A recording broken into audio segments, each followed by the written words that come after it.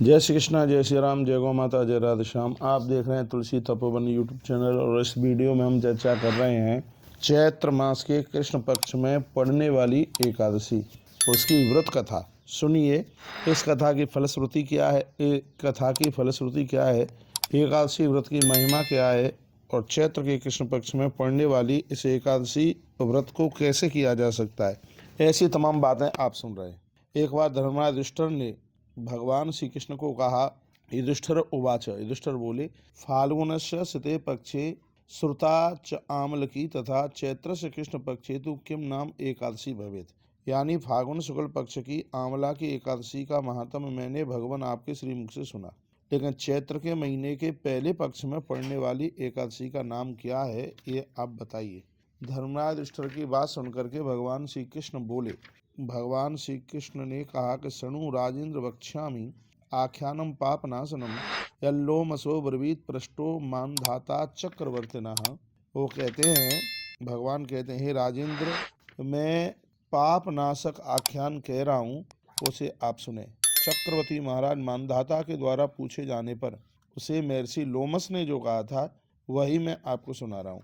मानधाता ने पूछा था, हे भगवान, संसारी जीवों के कल्याण की कामना से मैं यह जानना चाहता हूँ कि चैत्र मास के कृष्ण पक्ष में होने वाली एकादशी का नाम क्या है। आप कृपा पूर्वक बतलाएं, उसकी विधि क्या है और उस एकादशी का फल क्या है। को विधि किम फलम तस्या कथा यश्व प्रसादतः। तब महात्मा लोमस ने कहा, चैत्र मास सिते पक्षे नाम्न वही पाप मोचनी एकादशी समाख्याता पिशाचत्व विनाशिनी। महात्मा लोमस ने कहा, चैत्र मास के कृष्ण पक्ष में होने वाली एकादशी का नाम पाप मोचनी एकादशी है। यह एकादशी पिशाचत्व का विनाश कर डालती है।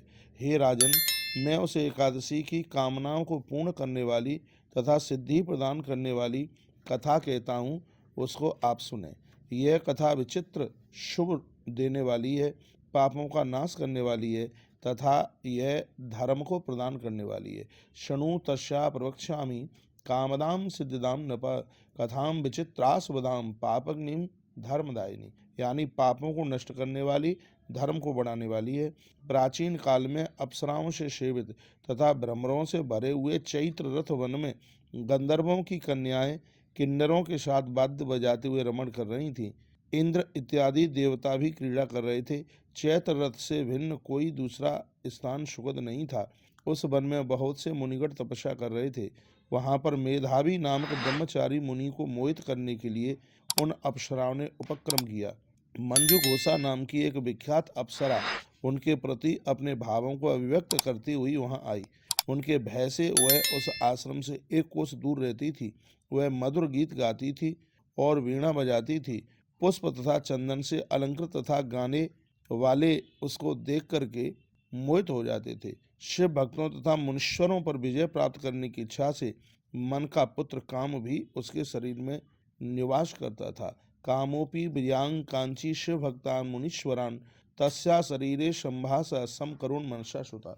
बीच बीच में मैं आपको संस्कृत के श्लोक इसलिए सुनाता हूँ क्योंकि संस्कृत देव भाषा है और संस्कृत भाषा में कोई भी कथा सुनते हैं तो उसकी फलश्रुति भी अनंत गुणा फलदायी हो जाती है। तो वर्णन किया गया है, कहा गया है कि वह उसके दोनों भवों को ही, अपने धनुष का दोनों कोर, उसके कटाक्षों की प्रत्यंचा, उसके दोनों नेत्रों की जो पपनी से युक्त थी, अपना बाण बनाकर तो वह उसके शरीर में कामदेव निवास करता था। तो यहाँ इसके कुछ श्रृंगार का वर्णन किया गया है। मैं कहूँगा, कामुक बने मुनि को न तो दिन का पता चलता था, वो महात्मा उसके ऊपर अभिभूत हो गए, आकर्षित हो गए और उसका संग उन्होंने किया। न रात का दिन पता लगता था, न दिन का पता लगता था। इस तरह से अनेक वर्ष बीत गए थे। मुनि के आचार का लोप हो गया था। देखो ये वर्णन किया गया है। आदेशो दियताम ब्रह्मन व देशः गमनान्मये मेधाव्युवाच अदैव तम समायाता प्रदोषादौ वरानने यावत प्रभात संध्याया ताम तिष्ठत्य ममांतके। यानी इसकी हिंदी मैंने आपको बता दी है। 25 नंबर का जो श्लोक है, इसमें जो वर्णन किया गया है, कहा गया कि मेधावी मुनि ने कहा, हे सुंदरी, तुम आज ही प्रदोष से पहले आई थी, प्रातःकाल होने तक तो तुम मेरे पास रहो। मुनि के इस वाक्य को सुनकर वह डर गई और कहा, हे राजवर्य, वह पुनः मुनि के साथ रमण करने लगी। मुनि के हिसाब से भयभीत होती हुई अप्सरा उसके कई परिवत्सर बीत गए। 55 वर्ष 9 महीने तथा 3 दिन बीत गए। वह मुनि के साथ रमण करती रही। मुनि को लगा कि आधी रात हो गई है। 55 वर्ष 9 महीने 3 दिन व्यतीत होने पर भी ये लग रहा था कि अभी तो बस आधी रात ही हुई है।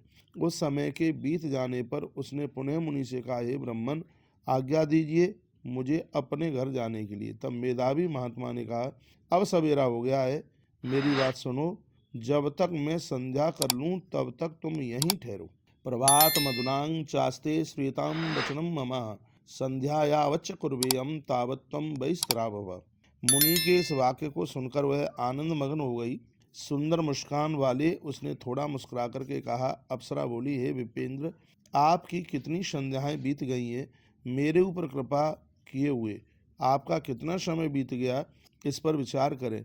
इस तरह की उसकी वाणी को सुनकर आश्चर्यचकित नेत्र वाले मुनि ने बीते हुए समय के प्रमाण को जाना। वह उसके ऊपर क्रुद्ध हो गए। जैसे ही वह क्रुद्ध की ज्वाला समूह में जलने लगे तो उसके साथ जब इतना सा समय बीता था तब उनको पता लगा। अत्यंत क्रोधी उन मुनि के नेत्रों से क्रोध की चिंगारियां निकलने लगीं। काल स्वरूप तथा तपस्या को नष्ट करने वाली उसको देखकर दुख से अर्जित तपस्या का उसके साथ से क्षय देखकर अपने होठों को कांपते हुए वो मुनि कहने लगे। उस समय उनकी इंद्रियां व्याकुल थीं। मेधावी ने उसको साप दिया कि तुम पिशाची हो जाओ, तुम राक्षसी हो जाओ। तुमने मेरे साथ में जो छल किया है, अरे पापनी, दुराचारणी, अरे उल्टा, तुमको पाप ही प्रिय है। धिक्कार है तुम्हें। तुम मुझ महात्मा के ऊपर तुमने अपनी मोहिनी डाली। उनके हिसाब से दग्ध हुई वह नम्रता पूर्वक खड़ी रही। अप्सरा और मुनि की कृपा प्राप्त करने की इच्छा से उसने कहा, हे ब्राह्मण देवता, कृपा कीजिए, अपने साप का अनुग्रह कीजिए। सज्जनों की संगति तो बात कर लेने और 7 डग एक साथ चल लेने से ही हो जाती है। हे ब्राह्मण देव, आपके साथ तो मैंने अनेकों वर्ष व्यतीत किए हैं, अतएव हे स्वामी, आप मेरे ऊपर कृपा कीजिए। तब मुनि ने कहा, मुनि को दया आई। उन्होंने कहा, पातकम वै कृतं तात रमिता चाप्सरा मया प्रायश्चितम ब्रूहि तात येन पापक क्षयो भवेत्। मुनि ने कहा, शापानुग्रह करने वाले मेरे वचन को तुम सुनो। पापिनी, मैं क्या करूं, तुमने बहुत अधिक तपस्या का नाश कर दिया है। चैत्र मास के कृष्ण पक्ष में जो एकादशी आएगी उसका नाम पाप मोचनी एकादशी होगा। वह सभी पापों का नाश कर देगी। हे शुभे, जब उसका व्रत कर लोगी तो तुम्हारा पिशाचत्व समाप्त हो जाएगा। इस तरह से कहकर मेधावी भी अपने पिता के आश्रम में चले गए। महात्मा उनके आए हुए देख करके च्यवन महर्षि ने कहा, हे वत्स, ये च्यवन ऋषि के पुत्र थे, तुमने यह क्या किया? तुमने पुण्य का नाश कर दिया। मेधावी ऋषि ने कहा, मैंने पाप किया है, मैंने अप्सरा के साथ रमण किया है। हे पिता, आप प्रायश्चित बतलाएं जिससे पाप का नाश हो जाए। महात्मा च्यवन ने उस समय कहा, चैत्रस्त चासते पक्षे नामना वही पाप मोचनी अस्याव्रते कृते पुत्रा पाप राशि क्षयम ब्रजेत। चैत्र मास के कृष्ण पक्ष में पाप मोचनी एकादशी होती है। पुत्र उसका व्रत करने से संपूर्ण पाप समूह का नाश हो जाता है। यदि किसी स्त्री ने धोखे से किसी पर पुरुष के साथ गमन किया है, यदि किसी पुरुष ने पराई नारी के साथ गमन किया है, तो ऐसा होने वाला अपराध है पाप मोचनी एकादशी के द्वारा समाप्त हो जाता है। इस कथा के माध्यम से एक बात मैं और निवेदन करूंगा, अपनी इंद्रियों को संभालिए, अपने आप को संभालिएगा। जो स्त्री पुरुष पर पुरुष या पर स्त्री के साथ रमण करते हैं, 1,00,000% उन्हें पिशाच बनना ही पड़ता है, तो वो रुक नहीं पाएंगे। तो इस कथा के माध्यम से यही कहा जा रहा है, यदि किसी से ये ऐसी भूल हुई है, अनजान में ऐसी भूल हुई है, तो ऐसी पाप मोचनी एकादशी है जो इस पिशाचत से बचा लेती है। ये चैत्र कृष्ण पक्ष की जो एकादशी है, अनजान में होने वाले, अविवेक में होने वाला यह अपराध, जिसके प्रायश्चित के लिए चैत्र कृष्ण पक्ष में पड़ने वाली ये एकादशी, जिसका नाम है पाप मोचनी एकादशी, इससे यह अपराध समाप्त हो जाता है। गतम पापम क्षयम तस्या तपोयुक्तो बभूवसः। पिता के इस वाक्य को सुनकर के महात्मा मेधावी उस समय व्रत को करने लगे। उससे उनके पापों का नाश हो गया और वो तपोयुक्त हो गए। इसी तरह उस मंजू घोषा नाम की जो अप्सरा थी, उसने भी वह व्रत किया।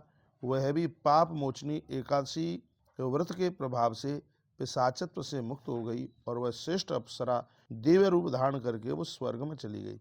तब भगवान श्री कृष्ण कहने लगे, हे राजन, पाप मोच निकाम राजन्य कुर्वन्ति नरोत्तमा तेषां पापम च यत् किंचित तत्सर्वं च क्षयं व्रजेत। हे राजन, जो लोग पाप मोचनी एकादशी का व्रत करेंगे, उनके जो भी पाप रहते हैं वो सब नष्ट हो जाते हैं। हे राजन, पूर्व में भी, पुरखों में भी यदि किसी व्यक्ति से ऐसा अपराध हुआ है, यदि वो पिशाचत्व को प्राप्त हुआ है, तो उसके खानदान में, उसके परिवार में जो एकादशी का व्रत, पाप मोचनी एकादशी का व्रत किया है, तो उसका पुण्य, उसका फल उनको प्राप्त हो जाएगा और वो भी इस अपराध से मुक्त हो जाएंगे। हे राजन, इस आख्यान को पढ़ने और सुनने से 1000 गौदान का फल मिलता है। देखो, ये मैंने कितनी बार आपको कहा है, आप व्रत करते हैं एकादशी का, उसकी बहुत बड़ी महिमा है, लेकिन आप एकादशी की व्रत कथा सुनते हैं तो उसका फल कितना है। पठना श्रवणाद राजन गौ सहस्र फलम लवेत।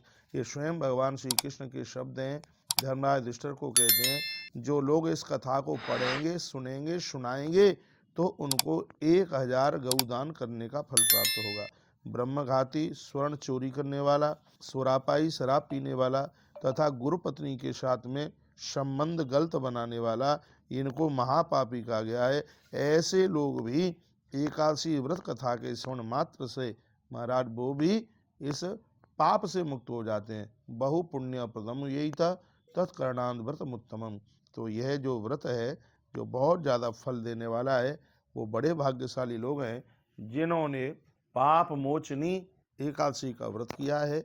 आप इस व्रत को जरूर करें, भले ही कोई अपराध नहीं हुआ है तो भी एकादशी का व्रत करना ही चाहिए।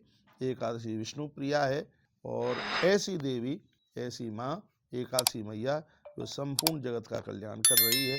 इस व्रत की कुछ नियम विधि है।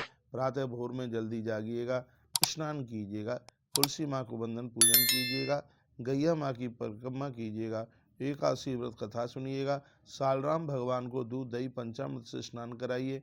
सालराम भगवान नहीं है तो भगवान श्री कृष्ण का महाअभिषेक कीजिए। शंख में जल भर करके भगवान का अभिषेक करें। ओम नमो भगवते वासुदेवाय, ये जपते रहें। जब तक 108 बार आप ये नाम जप लेते हैं, तब तक शंख की धार से भगवान को अभिषेक कराते रहिए।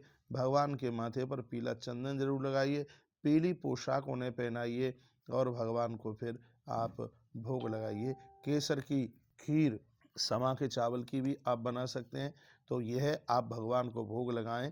और मैंने पूर्व में भी निवेदन किया है, आप अन्न नहीं खा सकते हैं, लेकिन भगवान को आप जरूर भोग लगाएं। पिछली वीडियो में मैंने यह भी आपको निवेदन किया है कि इस दिन आप किसी के लिए आप चना, मसूर, ये सब चीज़ें बना करके आप ना खिलाएं। मैंने पूर्व में भी बोला है, यदि आपके घर कोई मेहमान वगैरह भी चल के आता है तो उनको हाथ जोड़ करके कह दीजिए कि आज हमारे यहाँ एकादशी है और आपको भी, आप एकादशी नहीं करते हैं, कोई बात नहीं है, लेकिन हमारे यहाँ आज अन्न पकता नहीं है, इसलिए हम आपको फलहार देंगे।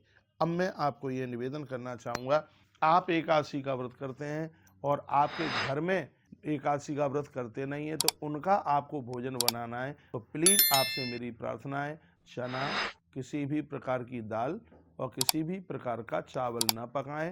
आप भोजन में भी पराठा बना लीजिए, पूड़ी बना लीजिए और उन्हें किसी सब्जी के साथ में भोजन बना के दे दीजिए। तो इससे किसी भी प्रकार का कोई अपराध बिल्कुल भी नहीं लगेगा। बहुत बहुत धन्यवाद है आपके लिए, आपने वीडियो को पूरा सुना है। मैं किसी भी प्रकार से आपको कन्फ्यूज नहीं करना चाहूँगा। आपके बीच में मैंने जो भी कथा कही है वो सब शास्त्र प्रमाणित कथा कही है, जो कि पद्म पुराण में इन सब कथाओं का बहुत विस्तार पूर्वक वर्णन किया गया है। नारद पुराण में इन कथाओं का बहुत बड़ा वर्णन किया गया है। ब्रह्मा है मारीच सुरापो गुरु तुल्पगा, इतने होने वाले अपराधों को भी पाप मोचनी एकादशी समाप्त कर देती है। आप अपना ध्यान रखिएगा, भगवान के चरणों में श्रद्धा रखिए। मुट्ठी भर जिंदगी है, जिंदगी एक मिट्टी का खिलौना है जिसको एक न एक दिन नष्ट होना है। गवा दो तो मूल कुछ भी नहीं और कर लो प्रयोग तो सोना ही सोना है। भैया आपने वीडियो पूरी सुनी, हमारी राम राम ले लीजिए। एकादशी मैया की जय हो। जय श्री कृष्ण, जय श्री राम। जय गौ माता, जय राधे श्याम। इसमें कुछ अच्छा आपको लगा है तो कृपया इस वीडियो को आगे शेयर करना बिल्कुल कभी भी मत भूलिएगा, क्योंकि इस वीडियो के सुनने से लोग अपराध से बच जाएंगे। मैं दावे के साथ कहता हूँ, स्त्री पराये पुरुष को और पुरुष पराई स्त्री से संबंध बनाने में हिचकेंगे, उनको भय लगेगा, उनको डर लगेगा। ये मैं खुले रूप से आवाज बोल रहा हूँ। जो स्त्रियां पराये पुरुष के साथ, जो पुरुष पर स्त्रियों के साथ में गलत संबंध बनाते हैं, तो भगवान श्री कृष्ण ने धर्मराज युधिष्ठिर को कहा कि उन्हें पिशाच योनि को स्वीकार करना होता है। इसलिए यदि कोई अनजान में ऐसी त्रुटि, कोई गलती हो गई है, तो पाप मोचनी एकादशी है जो व्यक्ति को दुर्गति से बचा देती है। ऐसा नहीं है कि जानबूझ करके अपराध करें और फिर पाप मोचनी एकादशी का व्रत कर लें। नहीं, अनजान में, अनविज्ञता में, अविवेक में जो त्रुटि, जो कोई गलती हो गई है, उसका समाधान पाप मोचनी एकादशी है। बोलिए एकादशी मैया की जय हो। राधे राधे।